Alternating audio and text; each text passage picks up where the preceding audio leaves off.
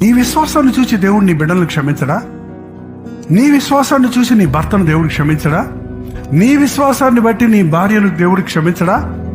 ఎందుకు? నీకు విశ్వాసం లేదు. నీకు విశ్వాసం లేదు. అందుకే నీ కుటుంబంలో ఇంకా మారని వాళ్ళు ఉన్నారు.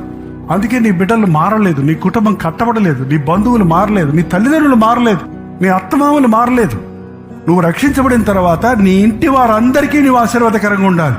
లుదియా హృదయం దేవుడు తెరిచినప్పుడు ఆమె ఏం చేసింది? వెళ్ళి తన ఇంటి వారందరికీ బాప్తిసం. ఇంటి వారందరూ అంటే ఈ రోజుల్లో అయితే ఒకళ్ళిద్దరు ఉంటారు ఇంట్లో. ఆ రోజుల్లో ఇళ్ళలో ఎంతమంది ఉండేవారు తెలుసా?